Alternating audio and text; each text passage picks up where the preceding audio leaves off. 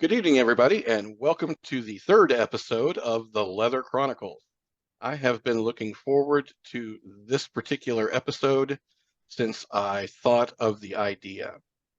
For anybody who has ever had a conversation with me about TNG, and I have mentioned that I know some of the co-founders of that organization or concept, one of them is here to prove me correct tonight, so you know I wasn't fibbing to you.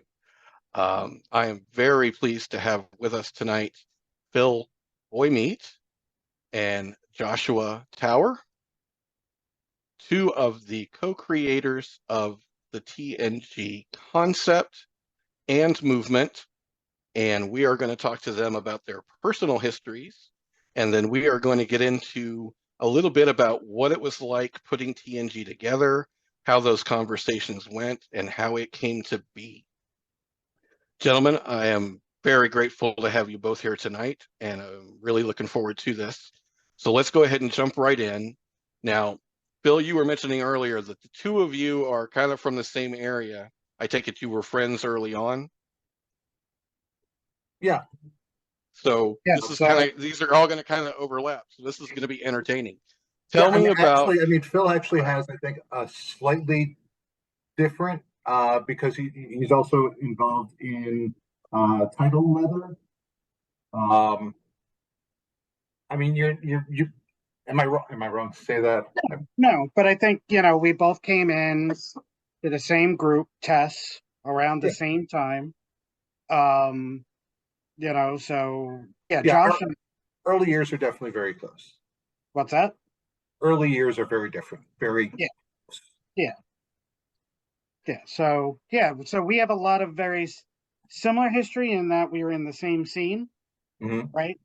But probably how we got there is a little divergent, and maybe a little, I don't know, a little after. I mean, we both have individual experiences for sure. It's not going to be two heritage stories. Who wants to go first? Tell me about when you discovered that you were kinky or different, and what those indications were when you look back on it with hindsight. Josh has got a good one, I can tell. Let's start with Josh. But I know Phil's. Oh. You want me to go? Why don't I do yours and you can do mine? Oh, I can do yours. That's funny. I like it. All right. So no, I pretty much knew when I was like 7. I mean, I would play games with my friend where I was kidnapped by a camp of like it was how I played. And so as I got older, it became more, real. So yeah, that's where it started. Okay. Bill, what's yours that's funny? You're muted. Just, if you want to just leave yourself unmuted, Phil. Everyone understand my wife Catherine is to the left of me. She is like that. So I'm gonna try to ignore as much as I can what's to the left of me here. But sorry. Continue. I do want to point out for anyone watching this video on YouTube, my guests look a little funny, and that's because we are keeping their anonymity intact. So we're also both hideously deformed. So I didn't want to say that's why we were doing it, Josh. You didn't have to spell it. It's for the protection of society. Yeah. So what was your earliest discoveries, Phil? So all right. I think I kind of knew I was kinky from a young age. I've always told the story that, as a foot fetishist, I discovered it watching Sesame Street, and it was like a thing forever. Over the years, so basically I kind of knew I was, and it was interesting. When I was 13, I had my first experience. After that, I felt so guilty about it because I thought I was wrong and like mentally unwell that actually at 14, I got diagnosed with the beginning of an ulcer, literally. Wow. I like drove myself into like, hi, New York Jew, neurotic. Like I drove myself. No. And then later on, AOL. Well, first I found a kinky board on Prodigy. So, now we're going old school. Then I went on AOL, and on AOL, I was a member of a chat group called Le Chateau, and Le Chateau was like one of the major groups there. And had talked to all these people. I became a character there, etc. And then one day I whined about it, about like, oh, I don't know where to go and everything. And someone in that chat room at that time who happened to have a screen name Lolita TES, which was, for those who don't know, Lolita Wolf, randomly said, come to TES. And when I was 18, I convinced one of my best friends to go with me. And I'll never forget it for the rest of my life. It was a class on genital torture that Glenda Ryder was teaching. And I remember in the middle of it, my friend was like, oh, no, I got to get the fuck out of here. And so we left. And I didn't come back till I was 19. And that's when I stayed. Now, one with an interesting experience then. So when I came in when I was 19, immediately 3 board members of TES at that time came over to me and they were like, how old are you? And I was like, well, I'm 19. They're like, oh, you have to leave. You have to get out. You can't be here. You don't belong here. Lolita, actually, unbeknownst that I was there because of the chat room comment years before, ran over because she was a board member at the time as well. And she was like, wait a minute, he doesn't go anywhere. We're 18 to attend. We're 21 to join. No. And they had to have an emergency board meeting right there at that meeting on whether or not they were going to allow me to stay.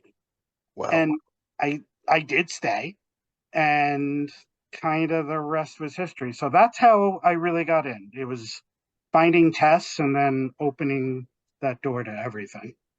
So you've been causing problems from day one, is what you're telling me. That story does inspire future actions for sure. So I didn't realize you wanted to go that far with it. I thought we were just doing the first memories. That's why. No, it's fine. Just Okay. whichever I you want to didn't tell want me. to focus too much on what I did before I was 18. Like, come on, let's keep it legal. Yeah, let's keep it Well, above board. True. But I came to TES when I was 16. Didn't have the same reaction just because I'm very large, so people just assumed I was older. And it was a novice orientation with Master Jim. That it was in a church. No, it was on Church Street, I think. And it was eye-opening. And I found out about it actually there was an article in New York Magazine about TES. And for some reason, my mother kept it. And it was just always in the car. So when I was like waiting for her to come out, I would be reading it. And it was like, okay, this is something that I need to check out. And it felt really good. It felt really natural. I went out with them afterwards to Veselka, which is where they always went, and it started feeling weird just because I was too young. But I still went to meetings now and again. And then I kind of went off to college and didn't come back until I was, I don't know, 21, 22. And yeah, and that's, after I was there for about a year, Phil and I started hanging out. He didn't realize that I'd been there that long. And yeah, that's where things kind of meet up. There was, you didn't talk about Eulenspiegel, not Till, right? There was an AOL chat room, which was, I think, every Monday night, and it was called Eulenspiegel, not Till, because TES is the Eulenspiegel Society. And there's also a tone poem about Till Eulenspiegel. And so every once in a while in this chat room, before they added, even after they added the not Till, people would come in wanting to talk about this tone poem and being shocked that wasn't the topic. It's so funny how many of us were in the same orbit, even that far back, because I remember that chat room, and I don't think I ever went in it very often, but I remembered that name and wondered what, not till it was hysterical. So Took a even long back then, we were all around each other. It's kind of wild. Mhm. One of So my favorite little things about that was when I was in Le Chateau, I was not 18, and I was lying to everyone. And one of the one person in the scene, literally, who can say that she's known me the longest is the founder of Le Chateau Exotique, which is the store in New Hope. Joy met me in Le Chateau, and she loves to say to this day, she was like, "Yep, I've known Boymeat that long, and I'm the only one who didn't have phone sex with him in that chat room." She's like, "Nope, I'm the only one who said no." that's great. That's great. So, okay, so both of you started way too soon, and we're keeping it since you were 18. So let's what was the scene like in New York for the both of you? What time frame are we talking? Josh, you want to go first? Yeah, I mean,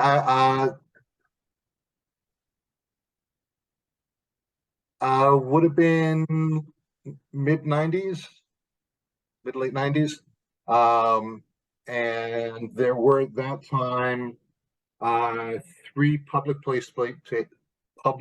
spaces. There was Hellfire, the Vault, and Paddles. There were three kind of community leather groups, TES, which we can say it was pansexual. It was primarily heterosexual. There was Lesbian Sex Mafia, which is still around, LSM, and there was GMSMA. Still, I know gay men, but can't remember the rest of it. And they're no longer around. And so it was an interesting collaborative thing between them. It wasn't ongoing or anything, but there were definitely times where we would do stuff all together. There was every November, LSM would host an open meeting so everyone from GMSMA and TES could go. And every November, GMSMA would have an open meeting so everyone from LSM and TES could go. And there were a lot of pro houses where they would rent out the spaces for parties. And TES at that point was meeting at 24 Bond Street, which is a theater in not Soho, just north of Houston. And it was all right. So it was, probably 150 seats, something like that, maybe 200. And it had the full lights and backstage and everything because it was a working theater. And just Tuesday and Wednesdays, they closed it out, didn't have rehearsals, and would make room for us to use the space. And so there was the Nice. main floor, which was the general meeting. And then downstairs, there was another space, which would be special interest groups. So that would be dominant men's group, dominant women's group, bondage. What was like? There was a men's group and a women's group. I don't remember what all of them were. And so, you basically had 4 meetings every week, and it was a really vibrant, active time. And you could, it was home. I would be there almost every Tuesday and Wednesday night because either the meeting upstairs would be something I want to see, the meeting downstairs was something I would want to see, or I would just hang out in the lobby because there were people there I wanted to see. Social area. Yeah. I mean, it was it was just a great time to be there. You said there And were 4 meetings a week? yeah. Yeah, I'm sorry to. it was 3. It was That's still a Tuesday lot. night. Tuesday night was the general meeting, and then Wednesday night were the special interest groups, and there were two, one upstairs, one downstairs. Okay. But yeah, it Still. was an insane time. Tess was putting out so much freaking content, like 3 meetings a week, generally something every weekend or every other weekend. Right. Like, Either a party or a yeah, not outing, but like a workshop. yeah. Wow, So that's awesome. I guess similar to Josh, I'll jump in a little bit. So I know I showed up in '95. It was my sophomore year of college. So I became a seasonal visitor. I would be there for the summer. I'd show up on spring break. I'd show up on Christmas break, and I'd go and hang out. Um, so, you know, Tess was the centerpiece. That was where, Josh first came through. That's where I came through. That was the big eye opener. That's where everything happened for me. Like my friend group, literally the people who I talk to this day, every day, right? We have a Slack group of friends. They're all test people, as historically, for the most part, and we've all stayed friends for now, what, 30 years, whatever. Like not 30, 20, more than 20 Yeah, years, getting closer to 30. but 25 years. It's where I got named Boymeat.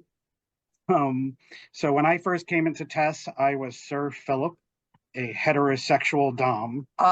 Actually, Shut up. You are not going there. Go away. Anyway.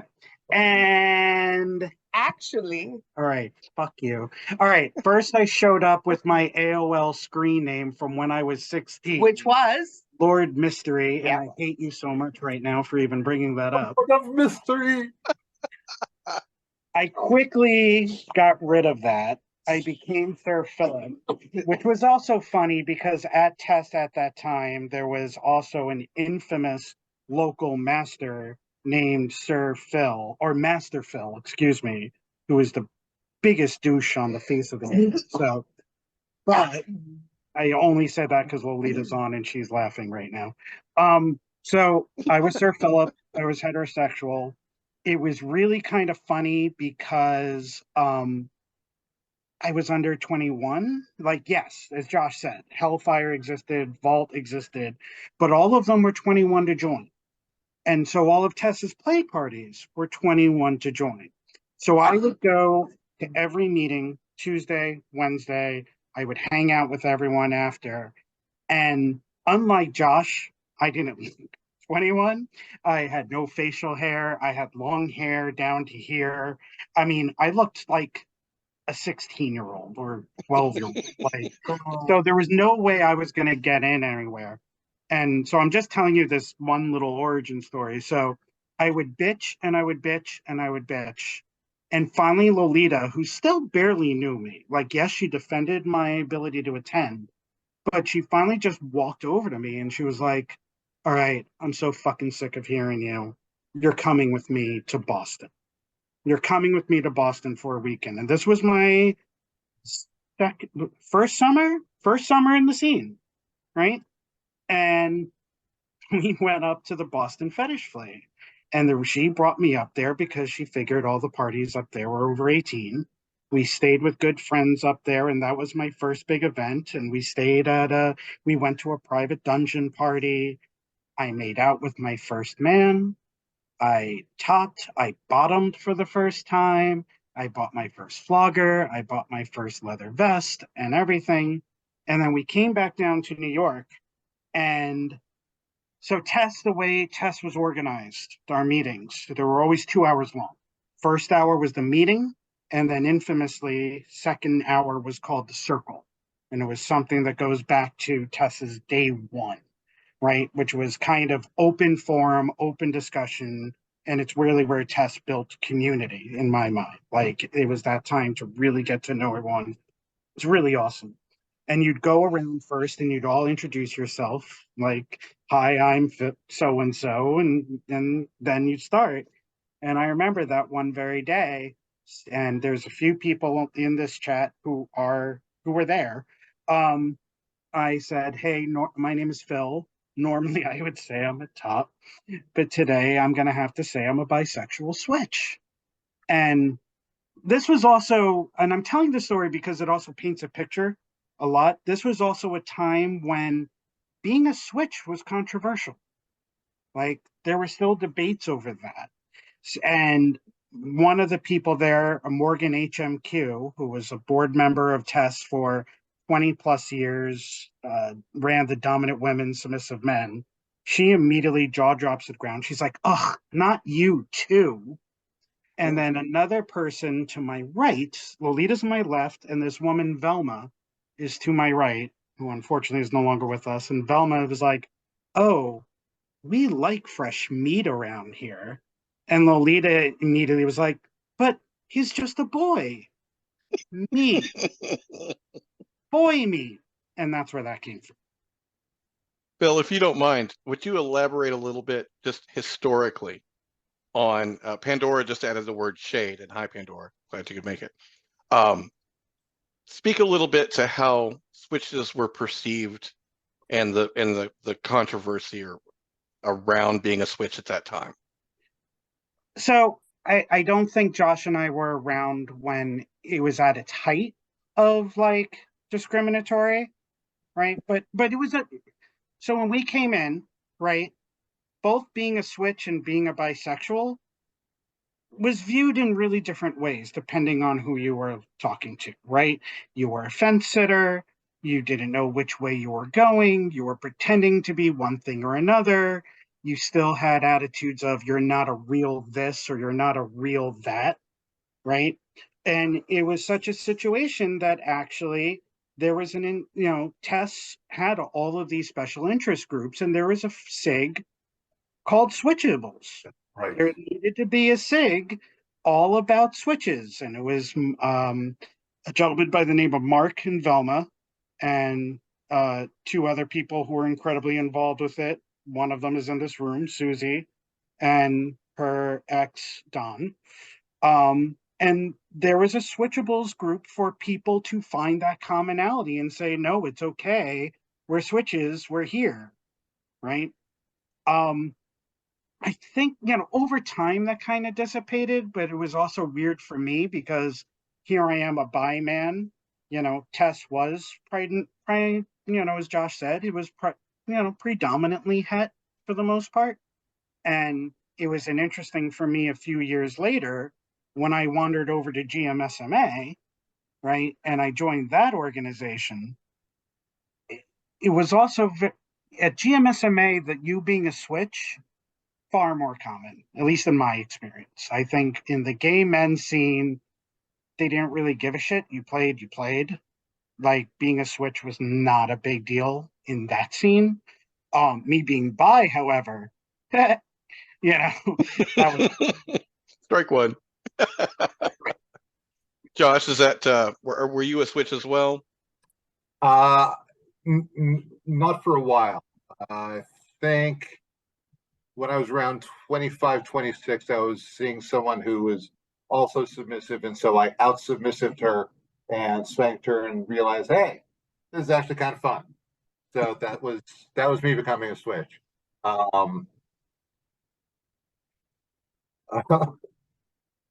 have a house list that I keep forgetting when I'm saying things loudly. So yeah, that was that. But I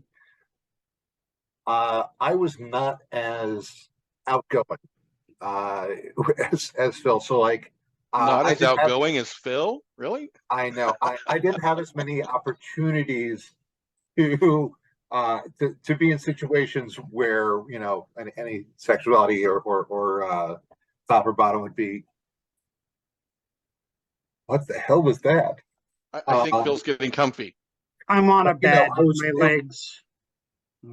Basically, I was bottom for most of it, and and that came out in being in doing service for the organization, which I think that's something Phil and I had in common, and it really led to the topic of tonight is volunteering being there for the community, wanting to, just be a part of making all this stuff happen because there was so much stuff happening. And so, volunteering there was just like an extra boost to being in this community and being in this family that we were in.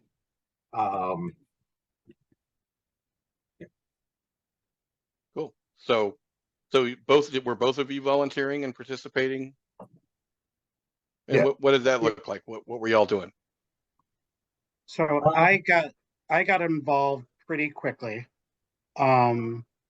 I would volunteer left and right, I would, and then I think, gosh, I can't remember if it was my first year or second year, I actually wound up teaching my first class, at TES. I think it was my second year. Lolita pushed me and had me teach, about foot fetishism.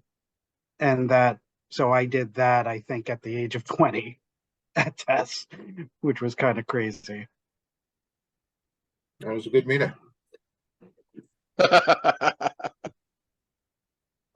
Yeah, I would do stuff. I would, work the door, and at the meetings and at the parties, or I would, help usher people when there were parties. Could be doing cleaning up or setting things up, and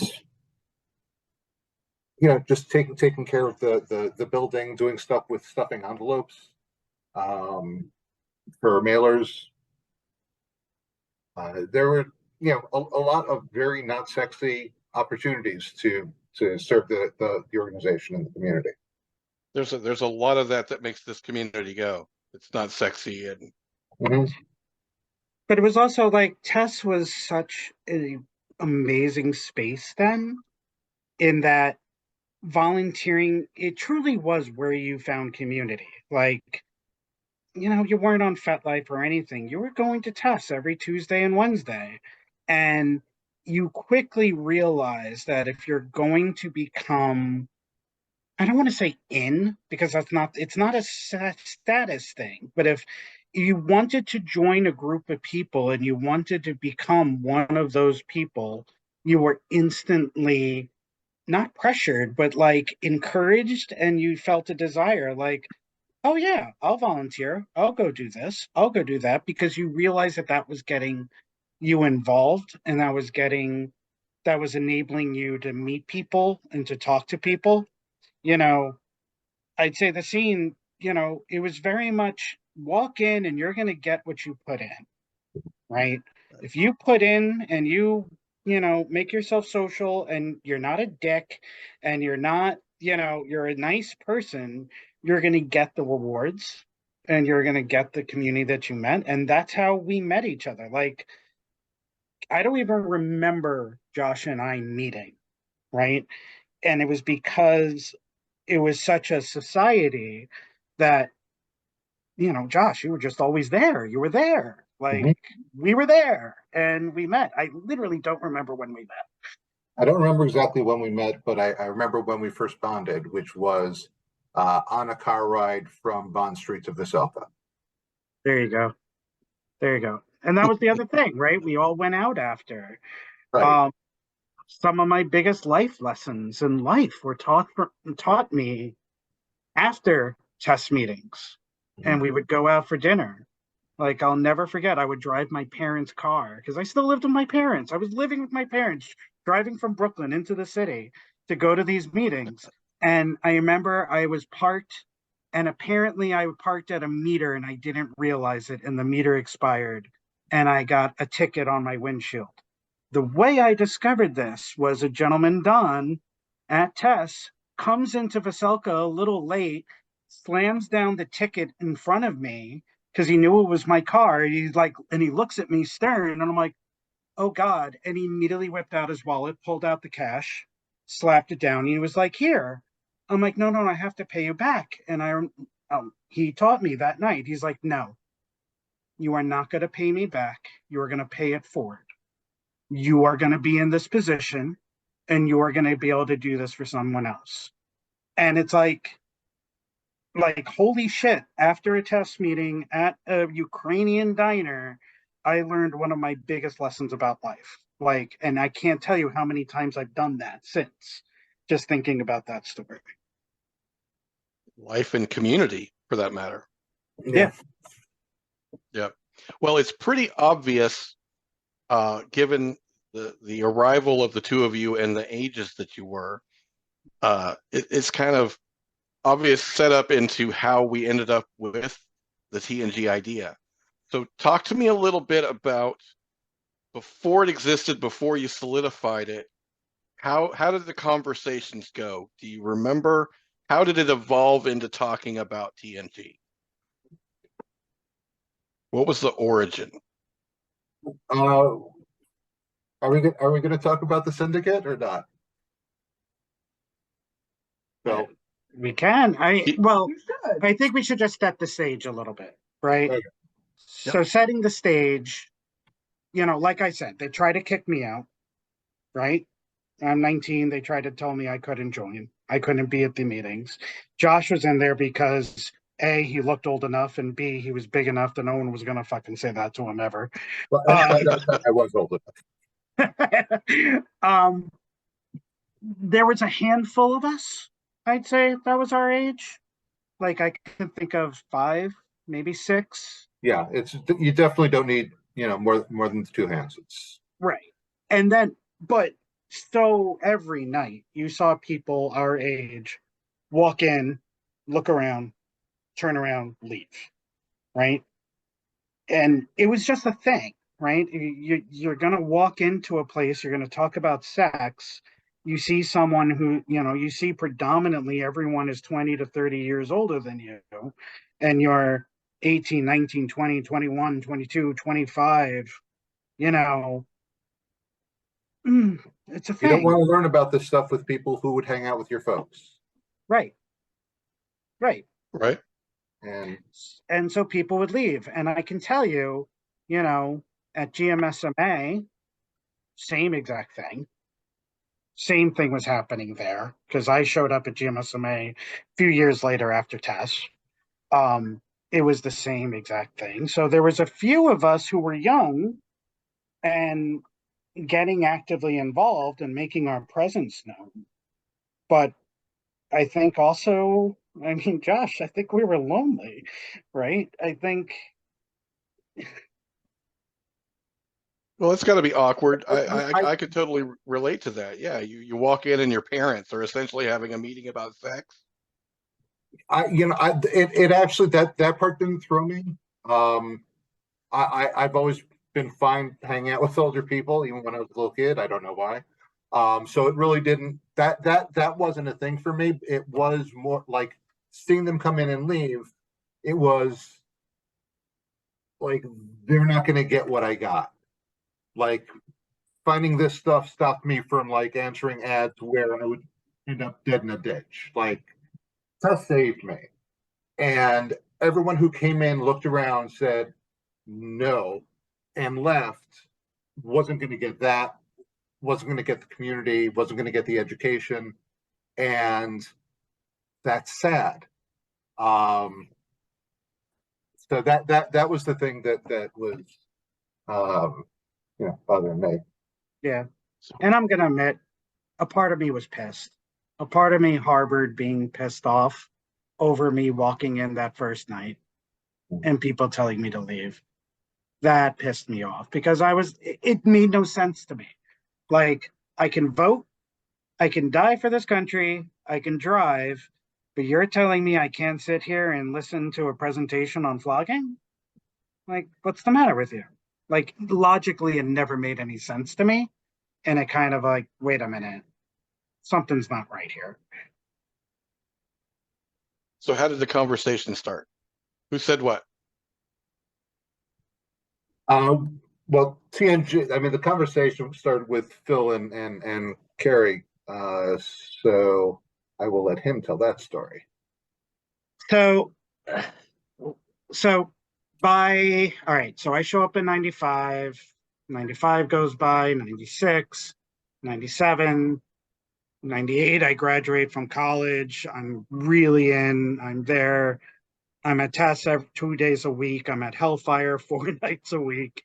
I'm going to everything, right? Um, Lolita and I grew very, very close at this point. After that Boston trip, as you can imagine, we started traveling everywhere. So the birthday cake comes later, Susie. Um, uh, Lolita and I started traveling everywhere. She used to take me places, and we used to go to Boston. We used to go to DC.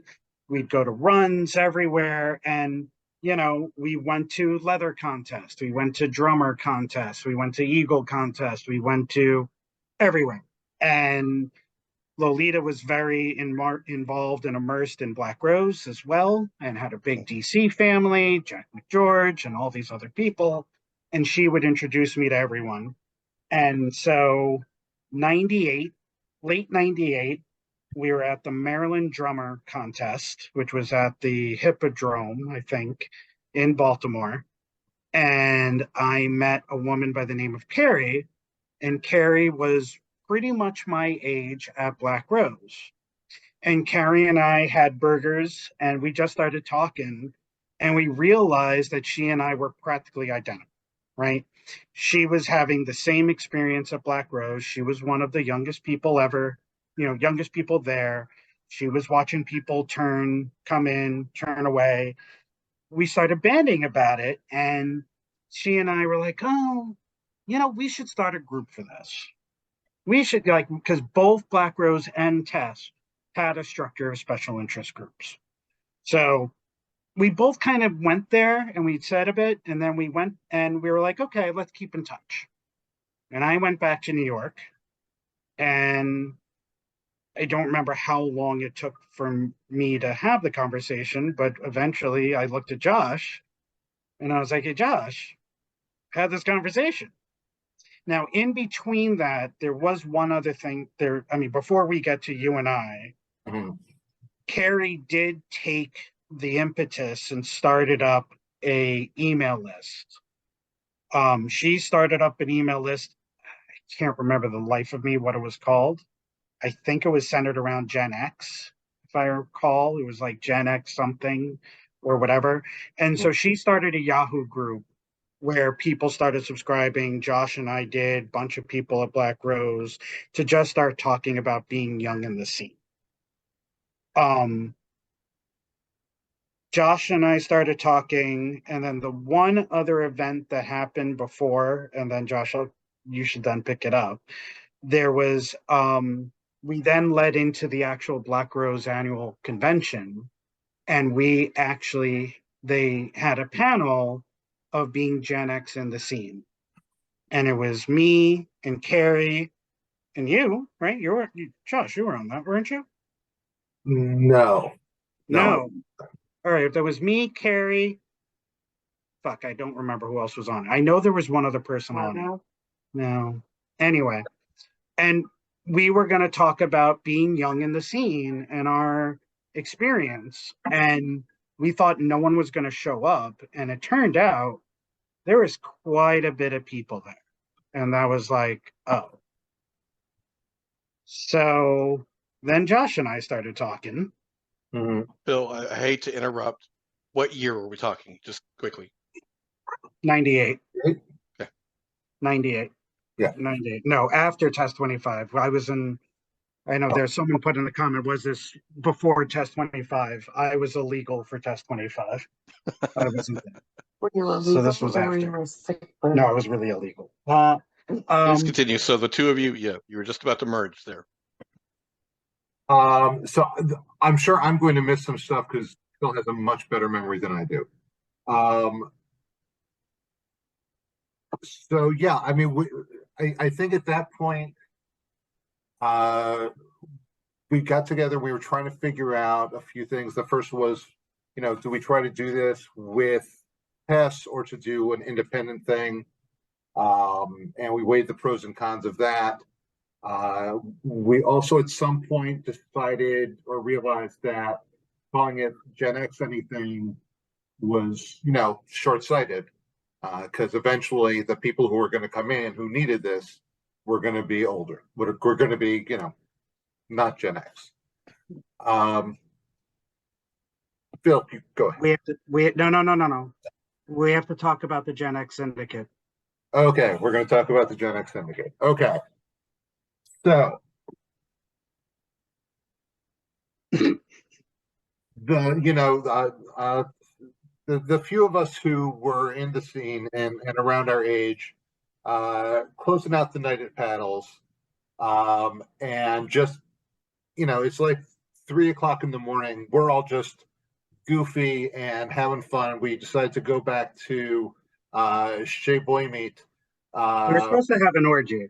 Yes. We really intended to have an orgy. Keep it PG. Keep it PG. As PG-13 the as we best can. intentions in the world. And we're all legal at the time, so don't worry about any of that. So yeah, we go back and we end up, again, just being silly, punch drunk, late night, all that. Maybe some other, substances. And Bill gets on the computer. Or no, we just start talking about this. We just, there are not enough young people, and we need to make a statement, and we need to let people know. And we're creating the Gen X Syndicate, and we are coming, and we are going to take over. And so Phil starts spreading this out. We all, decide what our titles are going to be. I was the Grand Foobar. Let's see. We had Little Miss Thang, Lady Right. D, who's in this chat. We had Marga was a Foobar. Miss. Okay. Oh no, Miss High Muckety Muck. That's what it was. And I was Emperor Boymeat after Leonard Dworkin because he had. Anyway, that's a whole other story. And we posted it onto the TES AOL list. So this went to practically the entire membership. And so it went viral.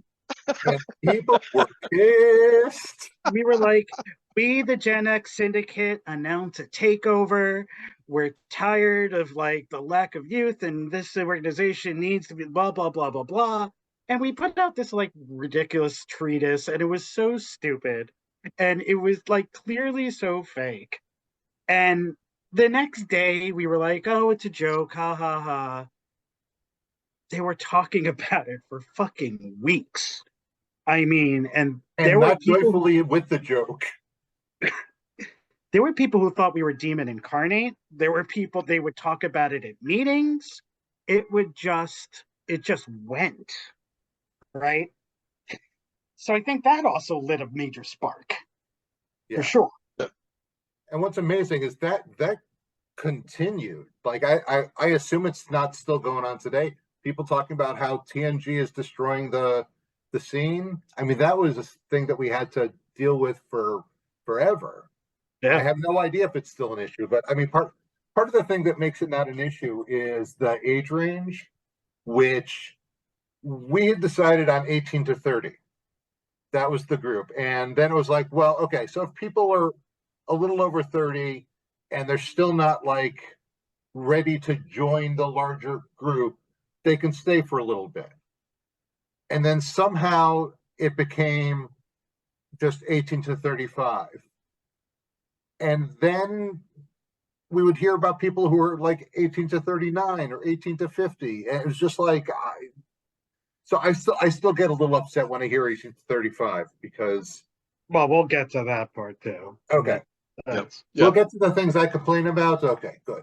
Or else I'll complain about not getting to it. Oh, absolutely. That's part of the purpose of this is I want to demystify the TNG as well. I want to get to what it was supposed to be, and what it wasn't supposed to be is all part of it. Mm-hmm. So you went full boy meat and dropped a treatise on TES. Well, so we did that, and then Josh and I talked, Cary and I talked. We started strategizing. We started talking about, all right, what are we going to say to our respective boards of directors? How are we going to make the case for it? Cary in DC enlisted a woman by the name of Shelley Dittman. Shelley was at that point already a Miss Baltimore Eagle and was kind of well known in the DC Baltimore area. I think she really brought a bunch of gravitas to the whole thing. And Cary and Shelley were the first ones out of the gate. And, you know, they went to the board, they made their proposal, they were not met with it well. There was a lot of people who pushed back and pushed back hard and said, I don't know if you're responsible to run a SIG. I don't, you know, we're going to, you know, even if we allow this, we're going to need to have strong oversight. We're going to need to do your programming. We're going to like really fighting. And they fought really, really fucking hard. But and that became the first TNG. Cary, I think it was Cary, Josh, and I all talked, like in email talked, about the next generation as the name. Originally, it was going to become like Gen X in the scene or anything, but then we quickly realized, no, don't limit it to Gen X because we're not going to be, you know, Gen X is going to get older, right? And so Black Rose Boy, did we. TNG became the first. And then Josh and I planned. And if I can, you know, like, I'll start, but Josh and I sat in our apartments. We wrote speeches. We individually lobbied individual board members before the board meeting. We were begging them, impassioning them. And then It was just like Hamilton.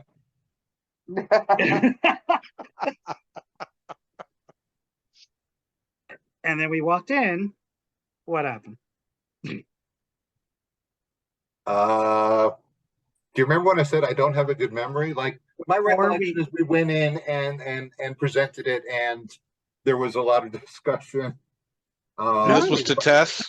This was to TES. Yes. Yeah. Okay. We did our speech. We literally had printouts, shaking. We read our speech. 2 seconds later, someone made the motion. 3 seconds later, we were a SIG. Like, boom. It was like 1, 2, 3. And then Josh and I were like, wait, we're prepared to fight for this. Wait. We stayed up all night and thought of all these things to say. We're ready. And I forget who, but someone slapped me upside the head and said, no, you won. You got it. You're good. And we became the second TNG. That's awesome. So since we're right at the first, let's demystify a little bit as we go along here.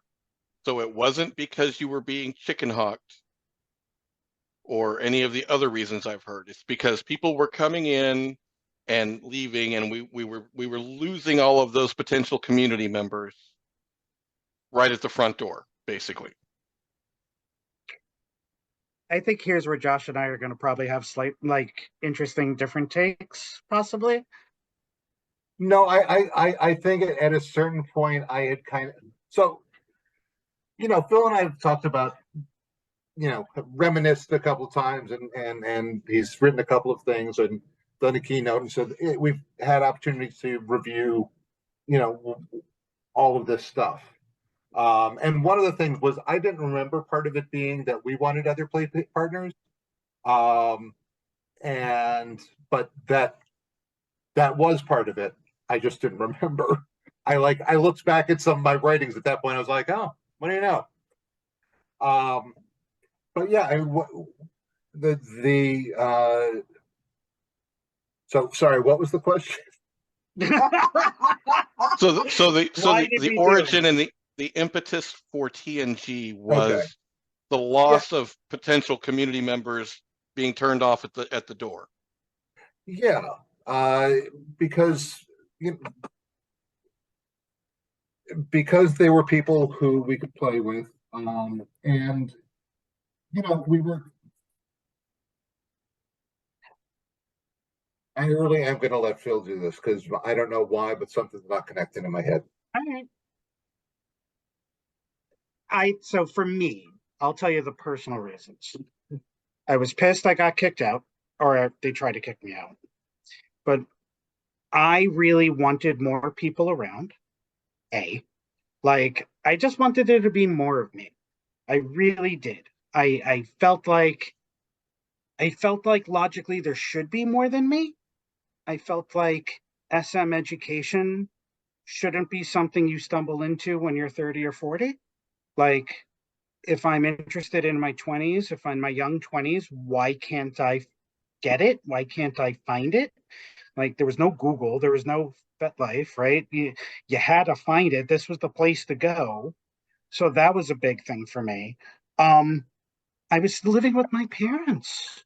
I was living with my parents until my young mid-20s, right? For lots of reasons. But that's a conversation, right? That's a thing that I need to bring up. That's an experience I need to share with people. That's a particular point of view that if I just say at a test circle, not everyone's going to get it, right? Or I might even get shunned for it, right?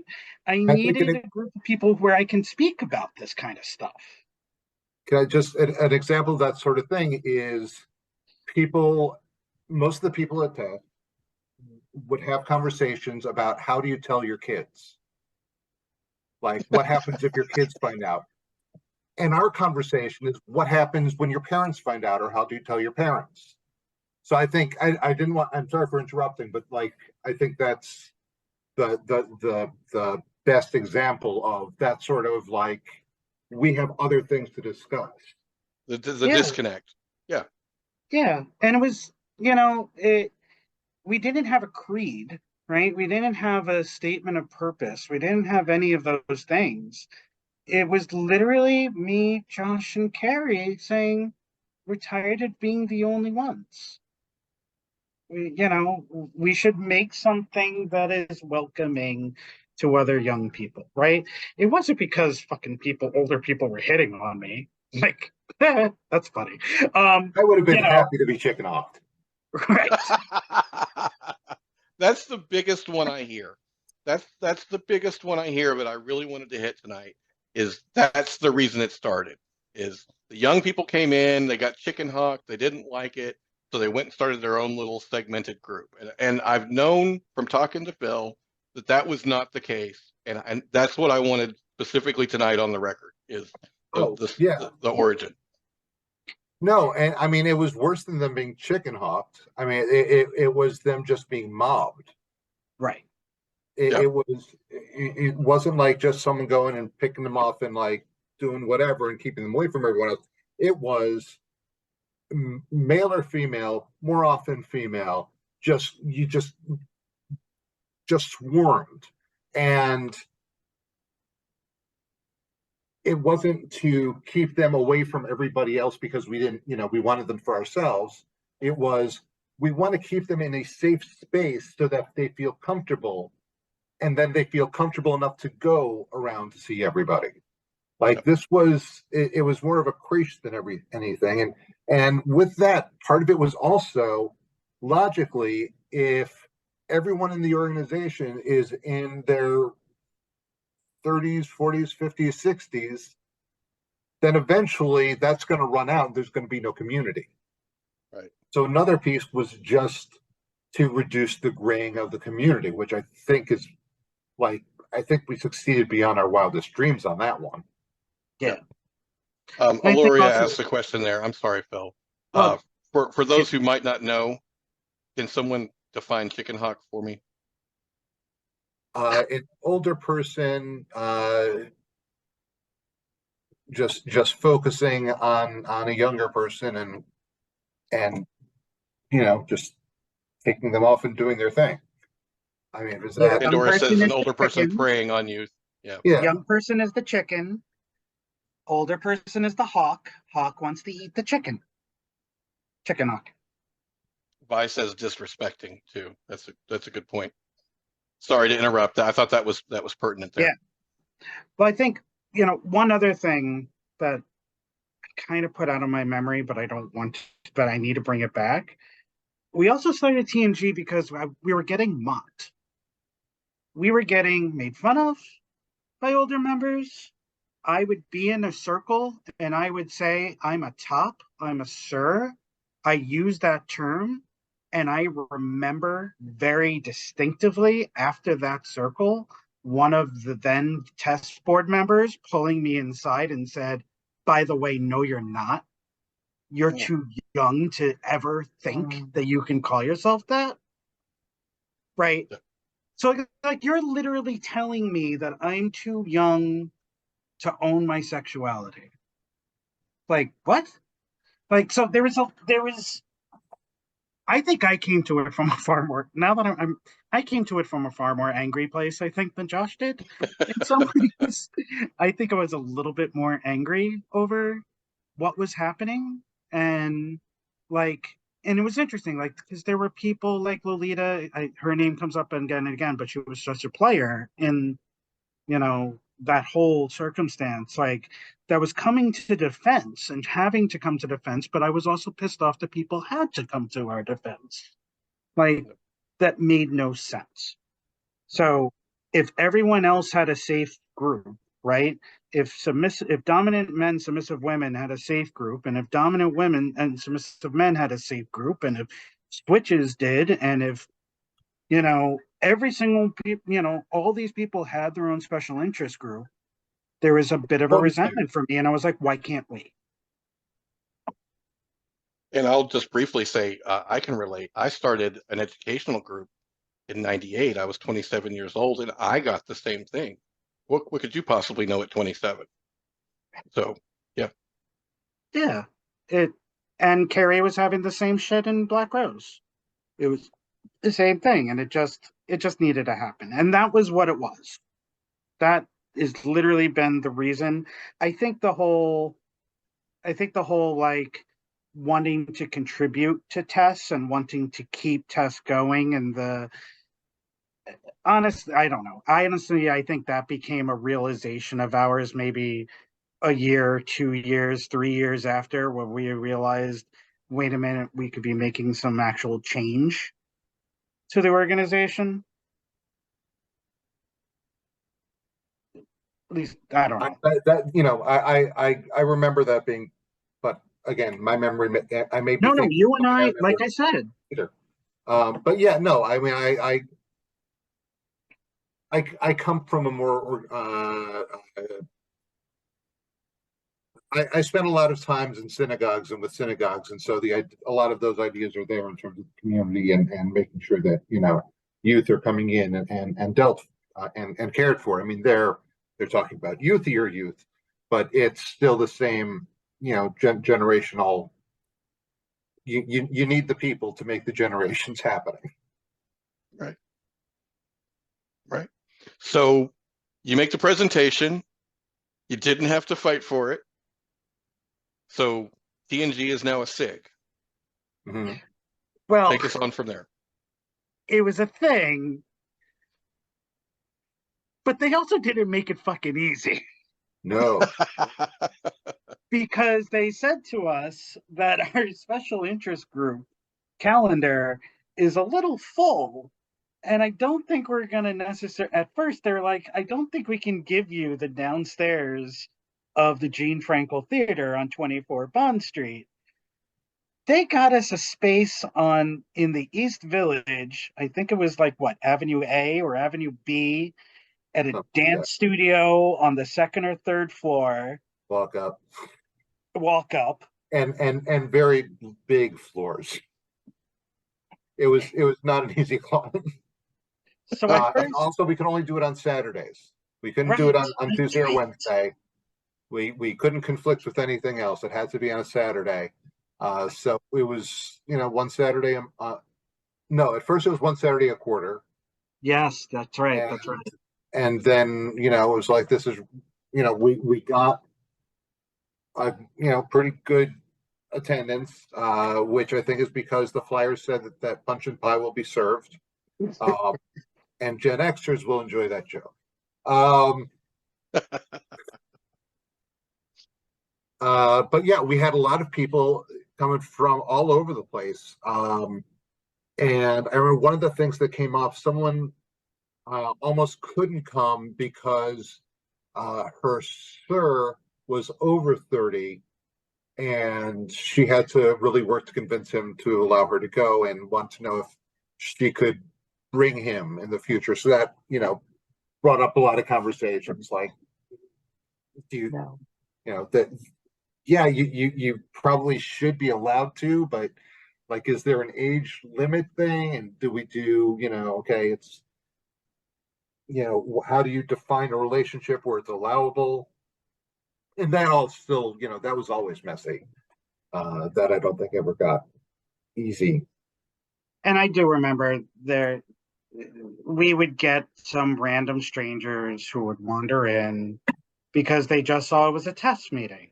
Mm-hmm. They didn't look at what it was. They didn't read the definition, and yeah, when we started, we didn't have an age limit. We were just like, look, we're just going to put it out there that this is for younger people, and we're going to hope the honor system kind of works, Mm-hmm. right?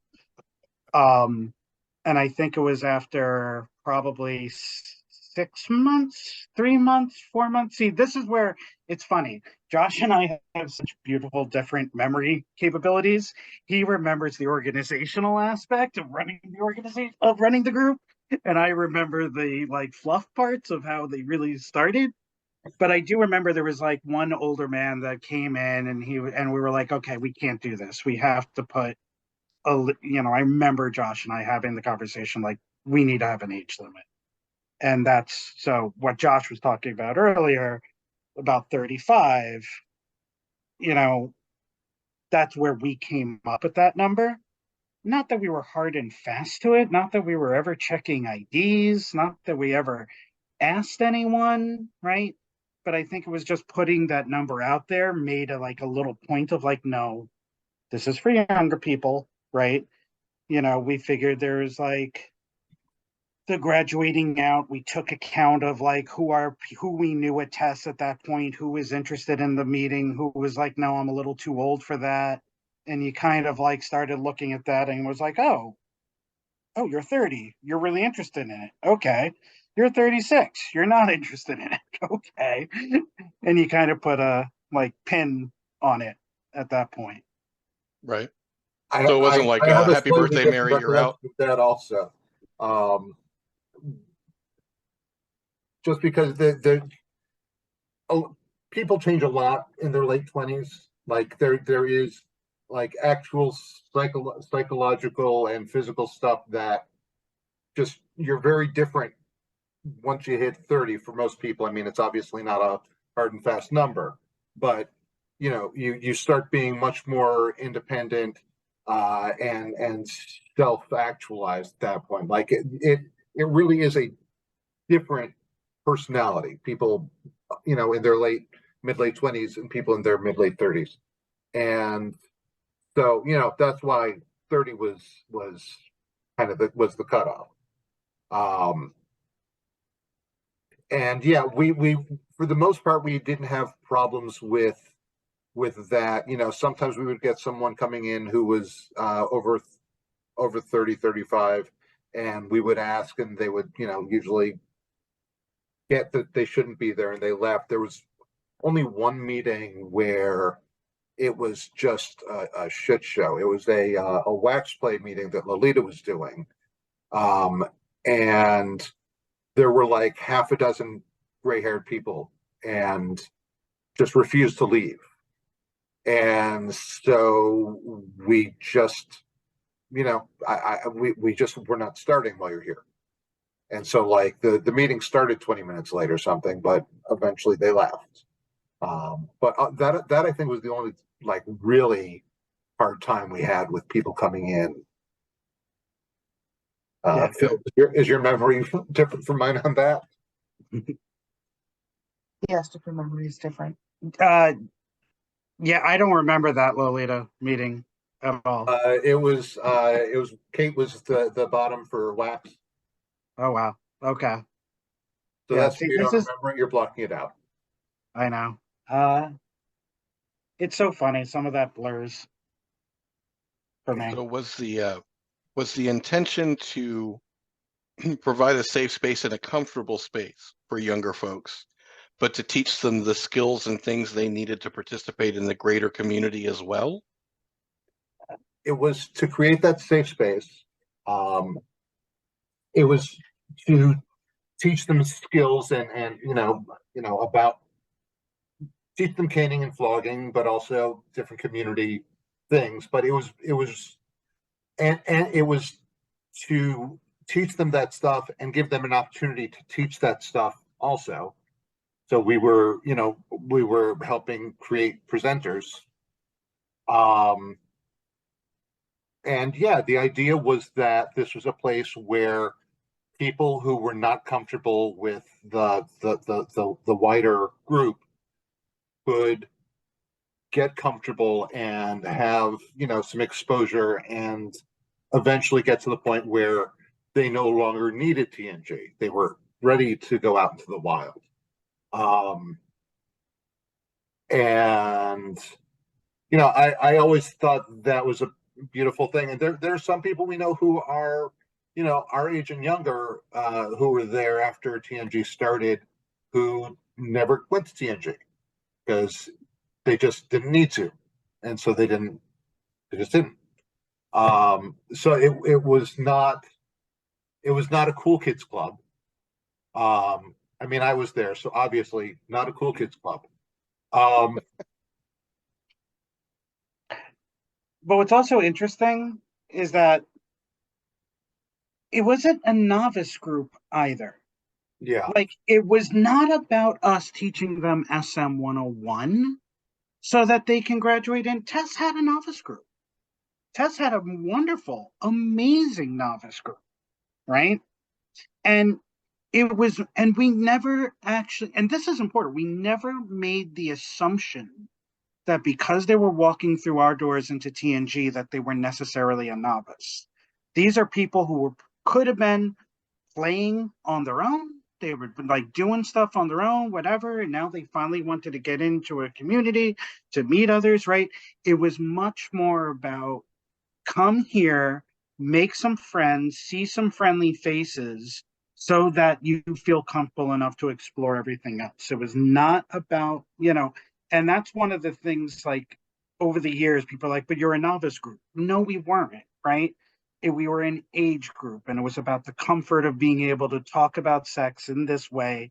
And yeah, what Josh just said is right. Like, there were people who would say to us, we're never going to anything else. But when we saw them go to something else, we're like, holy shit, right? Eventually, as Josh, we graduated from that horrible dance studio, and they gave us, prime space, 24 bond downstairs meetings. And I'll never forget Josh and I standing there, and we went into the meeting, and one of our TNG regulars who had never gone to anything, he was sitting upstairs Right. at the other SIG meeting. And Josh and I looked at him, we're like, what are you doing? We're downstairs today. And he's like, no, I want to stay here. And Josh and I literally for a split second, we were like, infidel. And then that was the lightning bolt for me. We were like, oh crap, this is working. We did our job, right? Yeah. He's not at the TNG meeting, he's upstairs. That's what we meant to do, right? Yeah, it took off. It really just jumping on your novice group point. At that point, Phil and I had both been in the scene, actively doing stuff and learning skills and all that for at least 8 years. I mean, it's definitely more than that, but let's say 8 for legality. And people who are coming in who, are in for a couple of months or a year and would be saying to us, you can't be good at that. You're, only this old. And, that's also going back to the, the being criticized for stuff. It's like, no, we put in the time. We know what we're doing. Just because we're young doesn't mean that we're stupid. Yep. Phil, from the conversations that you and I had about it back when I found out that you were one of the co-creators, people ask me about it I've described it, TNG, as an on-ramp to the interstate. It was an area for you to get up to speed and be with other cars going your speed.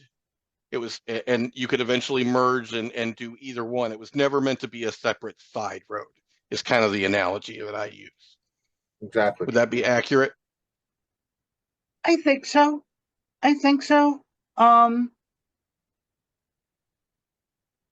you know, and I also think of it as, you know, it's kind of like an on-ramp thing. I also kind of think of it as almost like a university thing, right? New people need to come in, freshmen have to exist. They have to go up to becoming sophomore, they have to go to junior, they have to go to senior, they have to graduate into the world, but the school still has to live on. The organization still has to live on. There's always going to be new people who want to check this shit out. And so you're an open door for like all these generations to come in. You know, I really felt like, you know, but it was also, it was up to the individual. Like we also made it very clear, right? Every single individual is going to be different. I mean, I think also you're battling so many different things at this point, right? Even if you take age out of the equation, take all of that, right? I remember having been around in TES long enough, there were consistent, continual generations, right? No matter what age you were, you found the scene, you walked into TES, you stuck around, you became involved, you started going to parties. Maybe you met someone, maybe you got some job, maybe something else happened in your life. In about 2 to 5 years, there'd be a new crop of people that would come in, that would rotate in and out, right? Not everyone, like the three of us on the screen, are lifers or people who decided to like stick around for decades or what have you, right? There was a generational aspect to TASH where there was like a core group of people who were constantly there, but then the back shuffle of people. At TNG, it was going to be the same thing. There were going to be people who were just going to show up to our meetings. There were going to be people who were going to show up and use us as that stepping stone and go to the next thing. And there were people who were going to show up, build community, and stay friends in their generation for the rest of their lives, right? And I know that's true because the people who we handed over the reins to when Josh and I left, they created similar groups of friends in that generation, and so did the next generation and next, and so on and so forth. And you have all of a sudden all of these grouping of friends that grew up together because they had the similar lifestyle and interest and etc. You know, I don't want to call it necessarily an on ramp because it was less about finding your way to go. It was much more about finding your people, finding people who were similar to you, finding people who were living similar experiences in a similar stage of life and being able to relate in that stage of life. Pandora pointed out that the on-ramp example also makes it seem like TNG was going slower. And I should probably clarify here that I use that example in the discussion that it was never meant to keep it separate from the main community. That's simply where I'm coming from with that angle. So it was imperfect, but it was me trying to describe it. So it was a good analogy for one aspect of it, and Phil's analogy exactly for another aspect. Yeah. Phil, you mentioned earlier that you wanted to talk about national versus the individual TNGs, and why there was no national TNG group. Because that would be insane. Which is real, like so BRTNG was first, TES-TNG was second, Boston TNG was third. Now, BR and TES were associated with an established educational social organization and became part of that system. Boston TNG was basically a listserv that some would say hey, let's go over here and do something.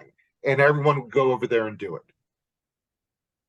And, the idea of this being a net, and someone did try to start, they got a copyright on TNG, or said they did, and were like telling people, no, if you're going to start a TNG, you have to do it through me.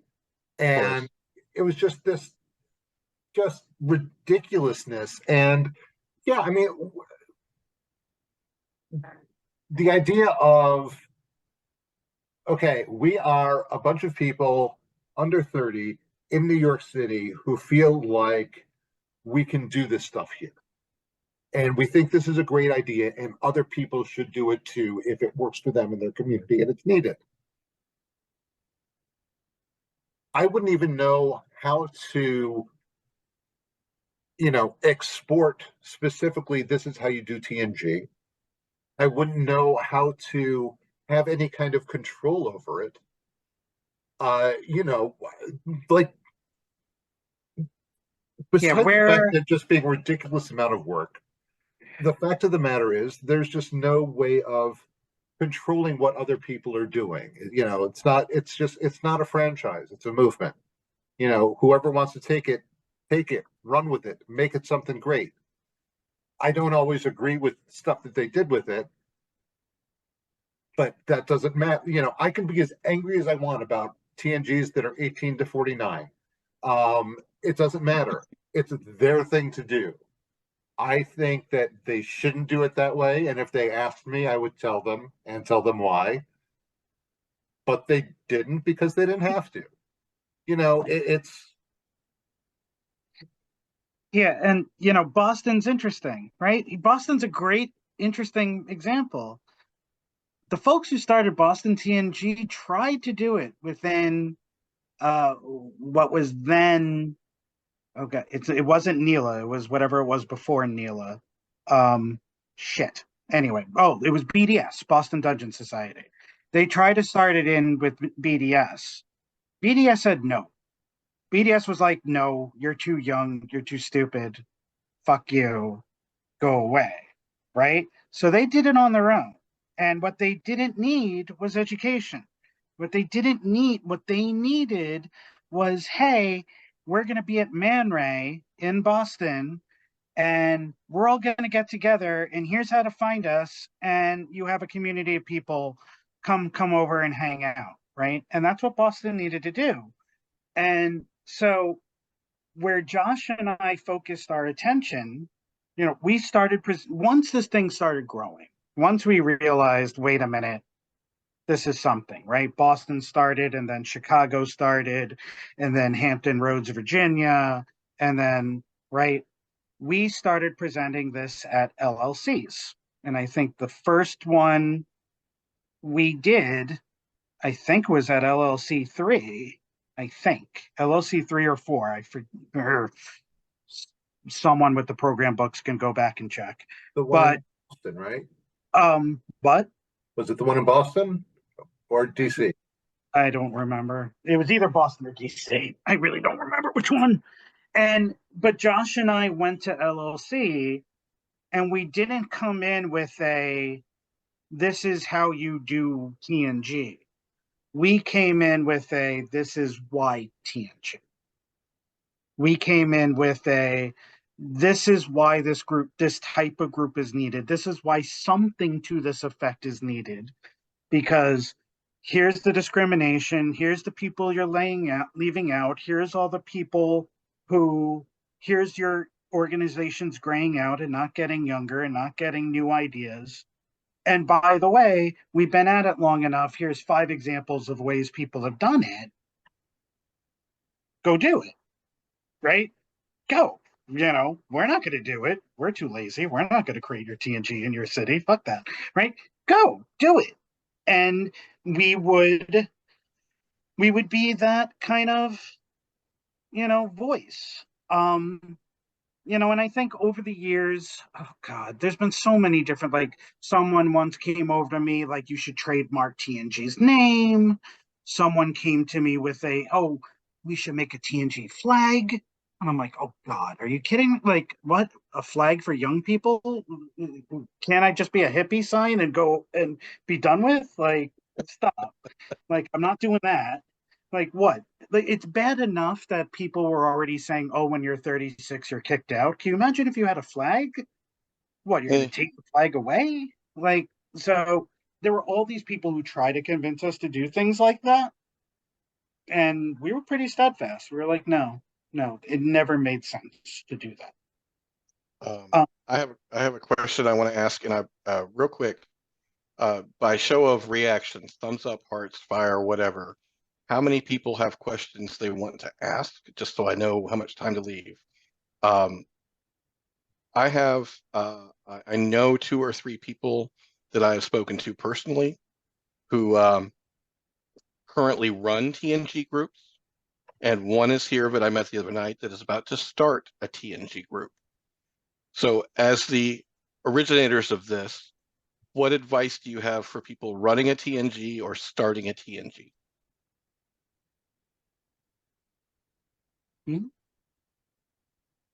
Um,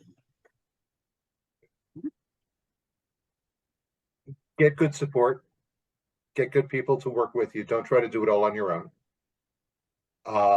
You know, Phil and I did, the two of us, we did a pretty good job of like dividing what needed to be done and how it should be done.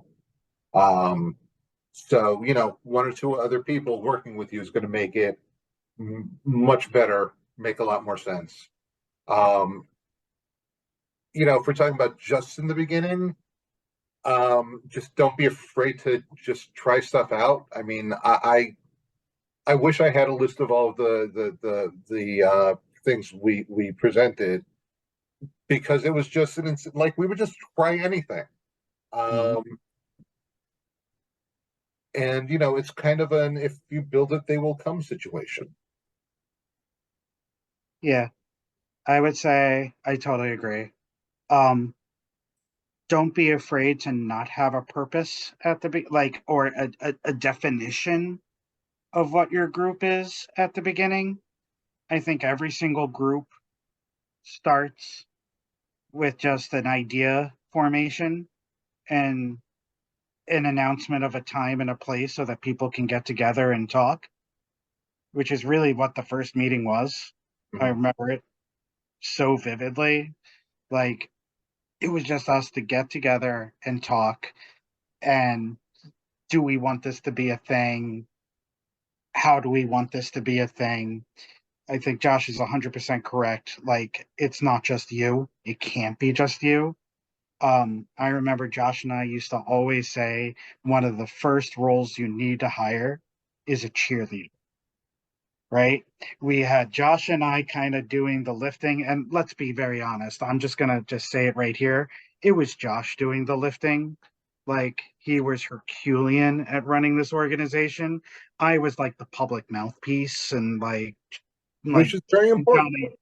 Yeah, I was playing Johnny Appleseed, like talking to other people, starting TNGs. Um, but we had people, a rotating cast of cheerleaders, of people who were really friendly, bubbly, and they would go talk to people and like, hey, come on over, come on in, right? And just being that like welcoming face that was so essential to us blossoming. Mhm. And yeah, just figure out, like, let you and the local and all the people who show up determine what it is you need to be. And it's not going to stay necessarily that. It might change over time.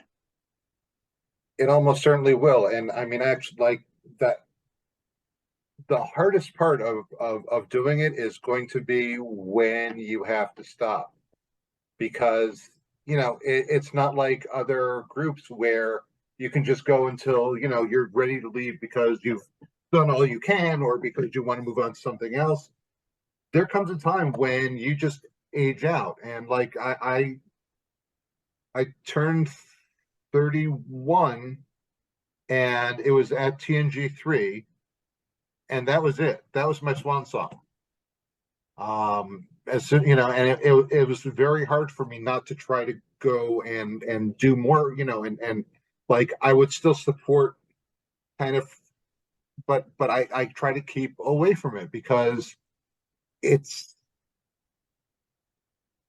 your baby. You love your baby. You have grown your baby. Your baby is now this beautiful thing, and you need to walk away.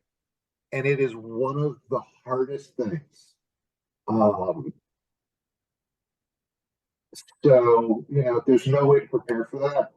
Uh, but it's, it's what's going to happen. And it's a beautiful thing. It's just hard to go through. Okay. This goes Um, to go ahead, list the Phil. rules of TNG, but what Josh and I think TNG should be secretly, you know, we've taken a What lot of do I slack. think of it secretly? Well, look, I won't tell anybody. Share it. I won't tell anybody. well, this was really interesting. Like, we said 35, but I think once Josh turned 28 or so, I remember you started like, no, I think this should end at 30. I have a bad memory about a lot of things, but some things just stick in my head. Okay. It was definitely 18 to 30 and got pushed out. Yeah. 100%. Yeah, exactly. All right. So it was like you were at the start of 30. You were at the start. No, And no, no. I left at 30 because that's when we said it ended. right. I It think we're did. saying the same thing. No. Okay. And anyway. It's not like So Washington Josh was two presidents speak to terms because that's all he was allowed. right. He just quit. So Josh was at the lower age range was better. Phil, did you have an opinion? I think I was thinking 35 at the time just to have the critical mass of people for it to be an organization. There's the philosophy of what you think TNG should be, and then sometimes there's the practicality of what can happen, right? Sometimes it's the person who's 33 who's going to have the wherewithal to start it, right? And is going to put in the work. Or as Josh was saying, like, how do you step away if you don't have a succession plan and someone to take over? So I've known plenty of TNGs get run by someone in those older ages because no one else is stepping up to take over and to do that work. Right. But yes, originally I was 35. It was very interesting because Josh retired first because I'm younger than Josh. I stuck around and was running the group. And then when I hit 30, I was like, oh, yeah, Josh was right. And I remember that. And I remember I found someone and convinced them, you have to take over. I need to stop. So, Right. And generally speaking, if you do step away, if you say like this is it, I'm not doing this, like someone has to come in. Someone will usually come in. They may not do a great job, and it may be I don't know if this is a shit show. You can bleep it out. I don't know what the rules are. But it'll make its way back. Like if the community is there, you can step away. Yes, find someone to take over. Do all you can to groom them and to teach them and to make a transition easy. But sometimes you need to just say, look, I'm dropping the baton here. Someone's got to pick it up. I'm outie. yep. And it's a tough love thing. But if you're 57 and you're running a TNG, you really need to let someone else take it over. Final thoughts, and we'll go to questions. From So us, I'm gonna be an Yeah. asshole and say something. Here's my one other little twitchy point is that I can't count how many times someone would say to me, when I was young, okay, you've made this decision now and you think this is a good idea now, but I guarantee you when you age out, you're going to realize what a mistake you've made and what a monster you've created. And I'm just going to say out loud, I'm 46, right? I'm gray. I'm old. Well, I'm not old, but I feel old. I've been around in this a long time, and I will still defend this baby until the end of time. Like, I still think, honestly, that it was one of the best things ever done. I go back in time and remember the 4 conferences that have happened that were TNG related. I keep praying someone's going to do a 5th. They were magical. Like, the shit we built was just, it was great. And the fact that it still exists to this day, the fact that it's in fucking London and Amsterdam and Germany and Australia and New Zealand, like, this isn't US, this is like global. Like, clearly we touched on something. So if I just Surely. said happy to join you defending TNG, Phil. The first TNG conference we had was chicken stock, Chicken stock. and I remember. it Sorry. was at Jack McGeorge's place, and am I right? Vi came and talked to us. No, She you're sat getting into there it. and just went through all of this history. Oh, no, that was Vi. Yeah, Yeah. and it was just an amazing experience. Like, and this is a great example of like this wasn't us being disrespectful, not respecting the folks who were there and were teaching. And this was a great example of that because Vi was telling us all about how things were when people had to do all their connections during through the newspaper, showing us the journals of what things were like then. It was just an amazing experience. So I We were just want supposed to have to thank our you, Vi, for being here. our play party at Chicken Stock started 4 hours late because no one would drag themselves off the floor from listening to Vi talk. Right. But here you go again, right? Everyone says the youth don't respect our history. You had a fucking raptured group of like 50, 40 people. Like, yeah. All right, we're gonna move to opening up for questions. I want to leave enough time here. If you are currently running a TNG group, thinking about starting a TNG group, I'm going to give you first opportunity to ask questions. Raise your hand if you have one of those. Make that opportunity available for.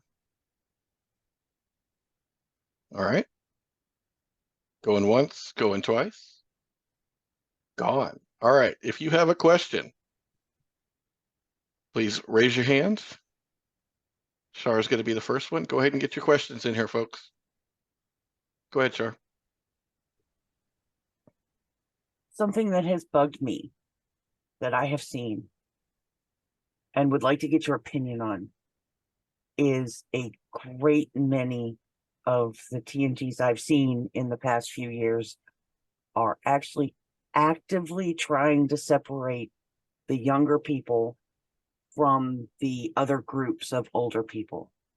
Like, you don't go there, they're bad. Don't go there, they'll hurt you. That kind of thing, actively. And they're telling their members that that's what TNG is for, to protect them from the big, bad, horrible world.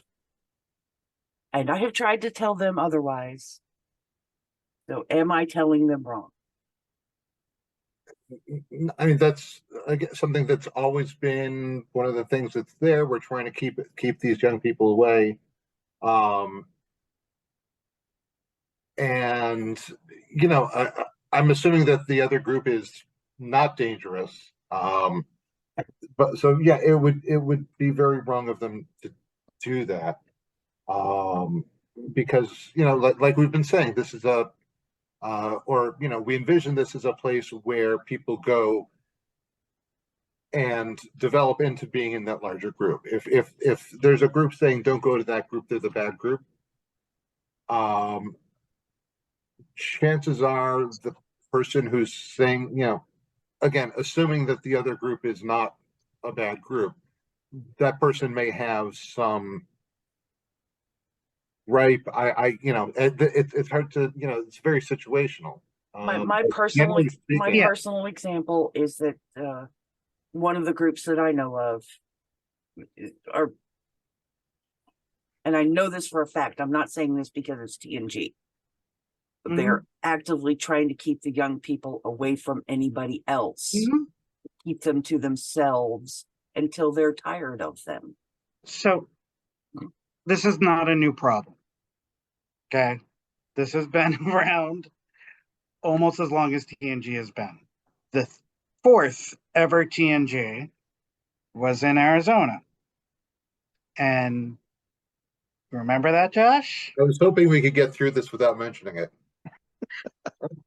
They did the same, Arizona did the same exact thing at that time. The person who was running TNG really actively campaigned against Apex, which was the big group there, right? They hosted TNG meetings and parties deliberately at the same exact time at a different location as Apex, right? And I remember Josh and I being involved. I remember me talking to Apex board members at the time and everything about what to do about it. The problem that we have, and TNG groups are not unique in this. I think any this goes back to just organizational problems, right? Where if you have a person who has megalomaniac traits, right, they're going to start up a group. They want to make it the biggest group. They're going to say, screw all the other groups. We're the best group. We're going to be here. This is going to be my thing. Because unfortunately, like any other thing, right, the cult of personality, the cult of power, people are attracted to it. People start groups and they want to go do that and take that on, right? How many groups have we all seen live and die over the years because of this, right? I'm going to teach, the lesson that I've always learned from it is one that Lolita taught me. Sooner or later, people figure it out, right? Unfortunately, in these cases, you have to let these assholes run, do their thing, muck their stuff up, because people are going to figure it out, and then they're going to walk away and they're going to go back and do other things. And then all of a sudden, new groups get created, right? Also, groups are not forever, right? Not every group lives forever.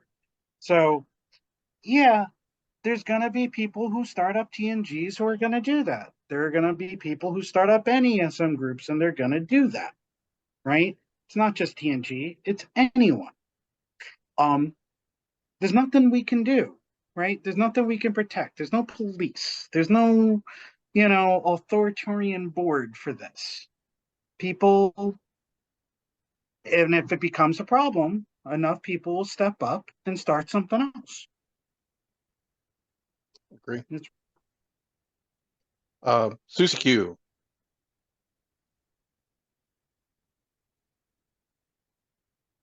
Susie Q, go ahead. Hey guys, I miss you. I miss you. Miss you. Yes. Okay. Where am I at? I was started. There was also the concern with getting a more online presence, specifically at TES. So I know that was a huge problem. Wondering if you felt any sort of connection between those things. As opposed to being very sort of insular. Sorry, am I the only one having trouble understanding? No, she's breaking up a little bit. Susie, would you mind to type your question? A lot of us thought TES was you're lagging and your audio is breaking up. Oh, and we lost Susie. Wolf, when Susie comes back in, please message and ask them to write their question in and we'll get to it. Master Cecil?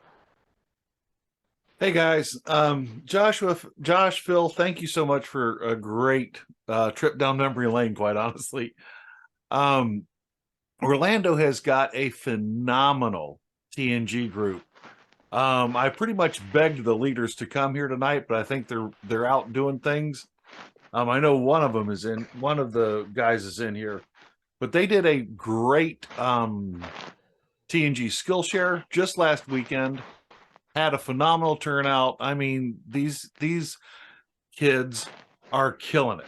Okay, sorry, these people are killing it. And you guys are waxing poetic about the TNG convention. Honestly, I think the TNG Orlando could probably pull that off. But what would it look like? What does that look like? Because they can run it at the woodshed, because that's where they ran the other things. You know, so they'd have free space, so to speak. But what could you talk to us a little bit about what the TNG convention was? Well, I mean, there were 4 of them, and I don't think any of them were alike. Oh, And that's kind of very representative of TNG. So the first one was Chicken Stock 95. Was that it? And it was, go to this house, listen to Vi, play, have brunch the next day, go home. I don't remember TNG 2. Second Coming. Okay. I may not have been at that one. I know I wasn't at 4. You were at 2. Okay. Oh no, no, you might not have, because I think it was during Rosh Hashanah or Yom Kippur. That would be it. I think you might not. So I was involved in the first 3. I'd been to all 4. Chicken Stock was so the first conference was when there was only 2 TNGs. That Great. we have to put that in perspective. It was year 2000. It was only Black Rose and TES. So and Boston came down. because we founded 99, Chicken Stock was next year. Okay. A bunch of us New Yorkers caravanned. We drove down to DC, as Josh was saying. It was really just a loose organization. It was a hangout. It was a barbecue. It was a play party. We brought in Vi, and that was it, right? It was, here's some history from Vi, and let's just get everyone in the room together. And that was just awesome. Second Coming, we made it a point to invite outside speakers and invite adult speakers. By the time Second Coming happened, we started, I know, right? I just said everyone adults. there were adults, just Right. for legal purposes. Right. I don't know why he said that. Right. Right. But at that point, we were like the ageist of conversation, the ageist, debate. Like, we were the biggest debate in the scene. If you were on SMX, the email list of back of the time, it was a shit show. People were like as if we were it was a battle. It was really, really, really hard at that time. So we purposely invited older teachers to kind of put a nail on the point of, no, really, we like old people, fuck off, please understand. Like, it was almost that. And then other than that, it, like, format wise, it was kind of like a Black Rose. TNG 3, BDSM in the big city. Yeah. This is when Josh and when Tess hosted it. Yeah, and this was it was a full weekend, 3 days, I guess. We had parties, and we had presentations at the LGBT Center. We had, we used several rooms, several floors. Full schedule classes. There was a flea market. We had dinners and parties at different locations through the city. It was It was amazing. I mean, I am biased, but it was amazing. And what we did for that one is we were very purposeful to have TNG only aged teachers. Everyone who was an educator at that one was young. And we made that as a purposeful point of like, no, we're not novices. Young people have shit to share. So you had Lee Harrington, you had, yeah, like we had all these people that we brought in teaching at that. Was it Lee at the time? No, but Okay. we don't use Got the older name. Just checking. Yeah. Brain. And then the fourth one was BDSM at the Bay. It was done in, and it's shocking. This is the one I have the least memories of, despite the fact it was the latest one. But it was in San Francisco. It was, I think, in San Jose. It was in the same hotel that I think SM Odyssey and Imsel had been in for quite some time. And it's shocking. I don't have that much of memory of it because it was after I had already stepped down. But I came back. They invited me to come to it, but I actually forgot it.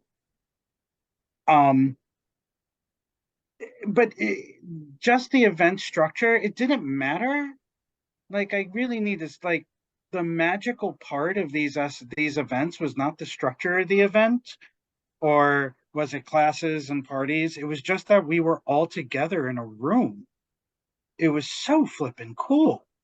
Like, you know, to have, I remember TNG3, to have people from DC and Boston and Texas and Chicago and like, we were like, wow, it was so cool. Well, and I mean, not to get all back in the day about this, but you know, this was the only real major events were BR. I mean, it was pretty much BR, and then eventually Test Fest, kind of, you know. But at this point, the only time you really saw massive people was at BR or at Leather Pride Night. And because, you know, people started having more regional and national events, that became less special. But this was still before then. And so to have everyone come together like this was a very unusual thing.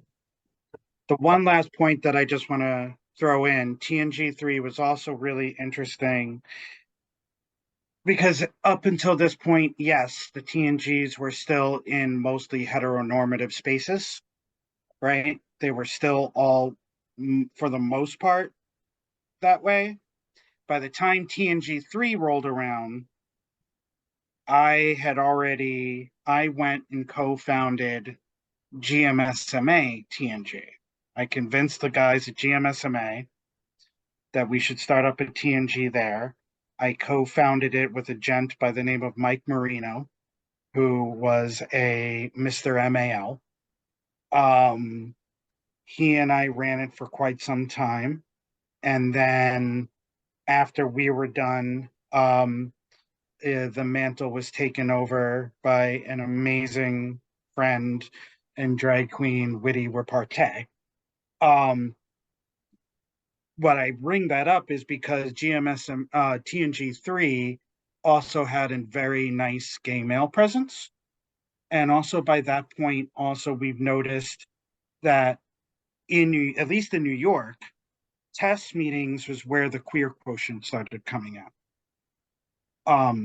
You know, we had a far healthier proportion of like queer and trans, and like because the younger generations, they were willing to explore and go out in that way, right? So TNG3 had a very nice queer presence, had a nice gay male presence. We had Leather Edge teaching there, which was amazing. And it was it was us creating, I think, something that I've always found to be magical in New York. and that existed very much in New York, which was events where all of these communities would come together and join. Like New York for eons had Leather Pride Night, and Leather Pride Night was gay male, lesbian, het, bear, vampire, motorcycle clubs, like all these different groups coming together for a night under one roof. And TNG3 was probably the one TNG conference that I remember that really captured that spark. Yeah, it was a very New York event. Very New York event. We're going to Thanks get for Wolf's the thanks question for the and knowledge, Tucker. guys. Cecil, I would love to see Orlando pull something off. That would be awesome. I tell you, man, our TNG group could do it if it, with what they've given me, and I can pass it on to them. Our TNG group in Orlando, I think, could do it without my intervention. By the way, they can pull it off completely without me. We're going to do Wolf and then Tucker, and then we're going to wrap up the recorded And session. Susie did put her question in the chat. Susie, Yes, Susie did put That's a question probably- in the chat. So her question was, do you feel that the idea of having an online presence, Tess didn't have one at the time, was a help or hindrance for TNG? And she also misses the two of you dearly. Oh. Tess did have an online presence. It was, back then that just meant a static web page where you could, link to other pages with the schedule and the creed and, different stuff like that. But yeah, we didn't have any particular internet presence, I don't think, than they did. We may have had a chat room, maybe. But I don't remember anything like that. Well, I mean, we did in that there was the email list that Cary had started, right? And I think that was still pretty instrumental for everyone getting together and kind of meeting each other and talking about it. And, it is what led to the creation of TNG, in some extent, right? It was a founding block of it. I don't think we had any problems over the lack of the internet because we didn't really know what the fuck the internet would do or could do. That was AOL. It was like AOL, right? So being in person, that was the reality. Mhm. I think now, community is different. Community is defined a little bit differently. Community is online now, and it could be that a TNG group is strictly an online group. Could be. Like, I don't know if any. I mean, I've been out of the scene for a while, so I don't know if there's any online only TNGs, but I know there's tons of TNG groups on FetLife. I don't know, is all of them doing in-person stuff? I doubt it, right? And it could be that TNG just lives online and that's where it needs to live for a community, and that's cool. I wouldn't call it easier or harder. I just say evolution happens and groups of people are going to get together however they need to get together in whatever space they need to. All right. Tucker? All right. Can you all hear me? Yep. Yeah. Awesome. Thank you. So first off, thank you for coming and teaching. It's amazing to hear from people who are so foundational. I have two questions. The first is, what is some advice you have on aging out of a TNG group? How did you deal with it? How do you advise others to deal with it? Just kind of rip the Band-Aid off. Just say, okay, from this point, I'm going to walk away. And it's kind of cold turkey. I mean, that's the way I did it. An argument could be made, I guess, to, just go less frequently and then stop at some point. But really, if you know you've aged out and you know that you're ready to, it's not something you need anymore, of course, you're still going to want to be there. You're still going to have friends there because it's not like everyone just turns whatever age it is for your group at the same time. Mm-hmm. But that doesn't mean that you can't still hang out with them. And also, they are always welcome to go to things that are not TNG. So, it really is, I think, just making a decision and stopping from there. That was really just my experience. Phil may have had a different experience other than, oh shit, he was right. I think everyone probably, just once in their life has oh, Josh was right. I can't believe it. But also their own way of transitioning out of TNG. Okay, thank you. I don't know if And then that's helpful. Yeah, no, that's very helpful. And I'll then my tell you second question. how not to do it. You're the first person to ever age out of TES-TNG ever. Came to Josh and I, and he's like, "Listen, guys, I want to bring in a cake, and I want you guys to wish me happy birthday, happy aging out with the cake, and then I want you to shove my face into the cake, and I want you to kick my ass and kick me out of the meeting through and we're like, no, we're not doing that. That's not what we're gonna do. And it's not because it doesn't sound fun, but we don't get to do that for everybody. We don't want to set a precedent. I'm gonna steal a Josh line on this one. TNG worked, the SM scene worked because there's a big tent in the middle that everyone liked to get together. And then there's all these little tents around the tent, right? And all those little tents, think any music festival or what have you, right? There's little specialty areas, and one's TNG, and one's this, and one's that, right? Just because you're aging out of TNG, you have all now these other tents to go to. Go to some of those other tents. Check out those tents. Explore those tents, right? And I'm sure eventually you're going to find a tent that's going to have some of that magic that you found in TNG, right?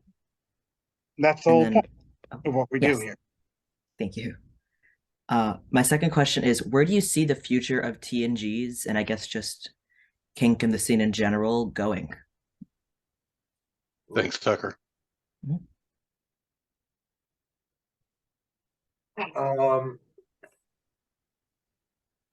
So what my biggest fear is that things will get to a point where there are, I think we are at a point where some people may say, I don't know why we need a TNG. There are so many people who are young out here.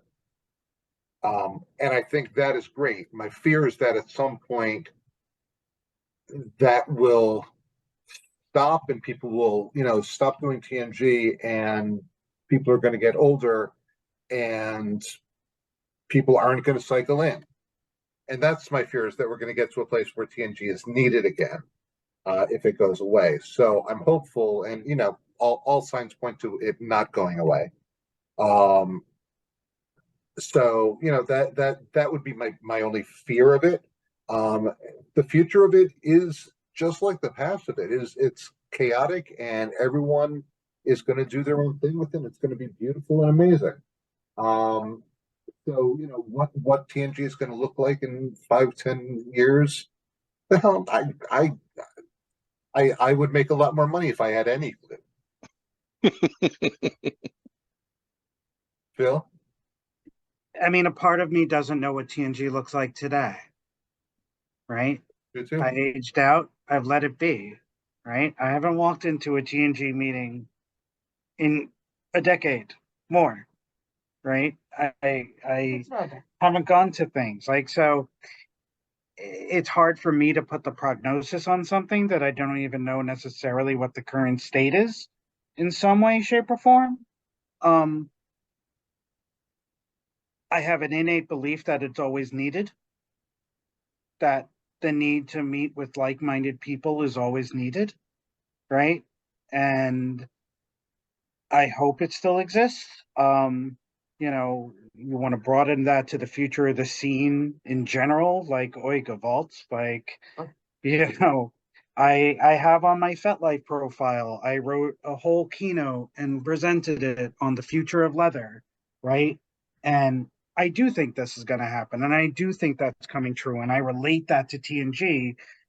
The future of leather and the future of everything is the fact that evolution happens and that definitions change and that meanings change and what we do changes. And I think the future of the scene in TNG is going to be a evolved sense of that.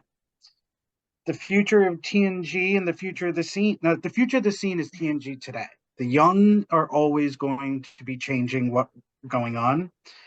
You know, Josh and I and other people, I think, changed the scene when we were around. And then when we left, I was shocked by how much the next generation was changing the scene. And I was delighted, right? And yeah, the future TNG is just that new generation of youth bringing in the new idea and what it's going to be. I don't know. It's scary and I love it. Future of TNG is the future. Yeah. By definition. Yeah. Wolf? I just had a real quick question for posterity's sake. Does anybody still have a copy of the Gen X Syndicate email that was sent out or the speeches that you had prepared for TES? I would Definitely not love to this- get those for posterity's sake if we have them somewhere. I certainly don't. No. I mean, I suppose maybe someone has put on some hard drive somewhere the history of that test list. Maybe that's backed up somewhere. I think maybe we would need to ask the powers that be at TES, but God only knows what list that was. I think that was in the days of e-groups, I think. Okay. Or I don't know if you have a something might be friend on who Time actually Machine. if you have a friend who still works at AOL and you can go back to emails that might have been sent from my unmentionable screen name in 19. Or what screen was that? Yeah, we're not saying that again. We already did once. Not No, happening. that was it Lord Mystery? To stop it, but we can go back to that unmentionable and see if we can find emails I sent in 96. Maybe we can find it. All right. I don't think AOL lets me go back that far. This is not. Guys, this has been amazing. I want to thank you both, Phil, for accepting and saying you wouldn't do it without Josh. Josh, thank you so much. It was a pleasure to meet you and hear the stories. I hope everybody enjoyed this, and now the origins of TNG are out there, and everybody will know them moving forward, and they can continue doing their own thing, just like you guys intended. Thank you very Thanks for much. having We're going to us. stop the recording. Yep. Thanks for coming. This is great.